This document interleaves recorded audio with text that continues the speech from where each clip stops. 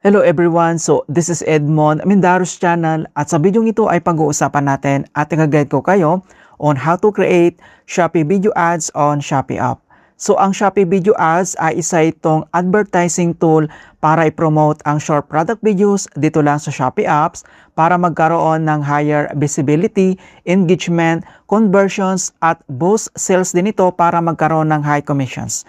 Kung hindi mo kabisado kung paano ba mag-create ng Shopee Video Ads, then stay tuned ka lang at start na natin. So, ang next step ay kailangan mo lang mag-login or i-open mo lang dito ang yung Shopee app, i-click mo lang. Dito lang sa ating Shopee homepage, kailangan mo lang i-tap dito yung Meta Profile na makikita lang dito sa bottom right corner, i-click mo lang. At dito lang sa ating Shopee Profile homepage, and kailangan mo lang mag-scroll down. And then under lang dito sa More Activities, kailangan mo lang i-tap dito yung Affiliate Program. At dito lang sa ating Affiliate Program settings, kailangan mo ulit ditong i-tap yung account dito lang sa bottom right corner, i-click mo lang. At dito lang sa ating Shopee Affiliate Account settings, kailangan mo lang i-select dito yung Shopee Video Profile. And madadirect agad tayo dito sa ating Shopee Video Profile, kailangan mo ulit i-tap dito yung Creator Center. And then, madadirect na tayo dito sa ating Creator Center settings. So, live video and top products, kailangan mo lang i-select dito yung video. And then, dito naman sa gitna, makikita mo kaagad dito yung Shopee Video Ads. So, both average 28% traffic and maximize sales. And kailangan mo lang itong i-tap.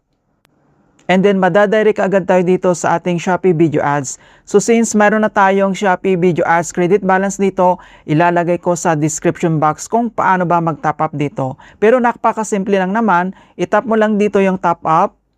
And then, kailangan mo lang mag-select dito kung magkano ba yung itatop up mo dito. And then, pwede ka naman dito mag-set an amount. And then, itap mo lang dito yung top up. Ganun lang po siya kasimple. Ayan, and then next step, so bago tayo mag-proceed, so bigyan ko muna kayo ng konting informations regarding dito sa Shopee Video Ads. So ang minimum daily na Shopee Video Ads na pwede natin gamitin dito ay nasa 70 pesos. Alright, so ang CPC or yung cost per click rates, hindi ito nakapik sa per video, ay typically nagre-range po siya ng 2 pesos to 15 pesos per click depending on competitions. So, you can only pay when someone clicks on your ads or yung product ad. So, not just for impressions. So, ang video discovery ads naman, nagko-cost start po siya ng as low as 0.30 pesos to 3 pesos per click. And then, 2 to 3 videos recommended yung pwede natin i-promote dito na videos natin. So, yung ad ay mag-stop lang siya na mag-running kapag yung daily maximum na budget dito or yung balance ay na-reach na po niya. Alright, the next step, dito naman makikita mo dito yung other details na video ads performance. Makikita mo naman dito yung kanyang informations. At dito lang sa baba, makikita mo dito yung create video ads. Itap mo lang. And then, madadirect agad tayo dito sa ating create video ads. And then, dapat meron kang credit balance dito. Then next, select video. So, dito naman sa pag-select ng video, pwede tayo mag-select 2 to 3 videos mga kaibigan per day. Ayan, so i-click mo lang dito yung view all. And then, select ka lang dito kung anong videos yung gusto mong i-promote. Ayan. So, dito naman sa right corner, makikita mo dito yung promote.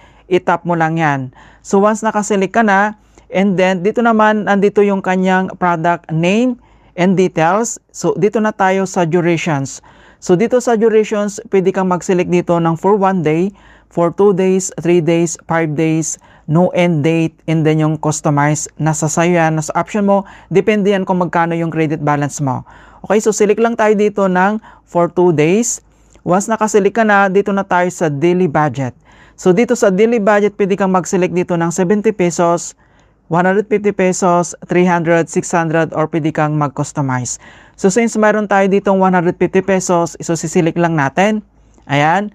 Okay, so once nakaselect ka na dito sa durations and then yung daily budget mo, dito na tayo sa tinatawag na objective. So, mayroon ditong GMB Max and then yung boost views lang siya. So, dito naman sa GMB Max, na tinatawag, nagre-refers ito sa as an automated AI-driven advertising feature within Shopee Ads. Isa din ito sa primary tool na ginagamit para ma-boost yung product sales natin. So, depende yan sa'yo kung anong gusto mo or kung ano yung pipiliin mo dito, GMB Max or yung Boost Views. Okay, so video GMB Max ads are mutually exclusive with other types of video ads. Once published, all other active ads will be stopped. Ayan, mga kaibigan, kapag sinilik mo dito yung GMB Max. Okay, so sisilik lang natin dito yung GMB Max and then kapag okay na lahat, kailangan mo lang itap dito yung publish. Ayan, so publish successfully. Alright, so nandito na yung other details. So pwede ka nang mag-scroll dito.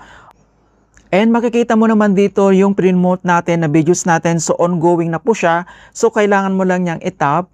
Ayan, so makikita mo naman dito yung add details. So video, this date and this time, objective, GMB Max video auto bidding. So pwede mo naman itong i-stop kung ayaw mo or pwede mo itong i-post.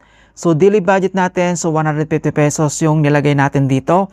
So time, so for 2 days ito, so nandito naman yung kanyang time, i-click mo lang yan, makikita mo yung kanyang performance. So since wala pa siya, so kaka-promote lang natin, makikita mo naman dito. Ayan, so nandito naman yung kanyang analytics, mga kaibigan, nandito naman sa baba. Ayan, so napakasimple lang talaga mga kaibigan kung paano tayo mag-create dito ng Shopee video ads dito lang sa ating Shopee app.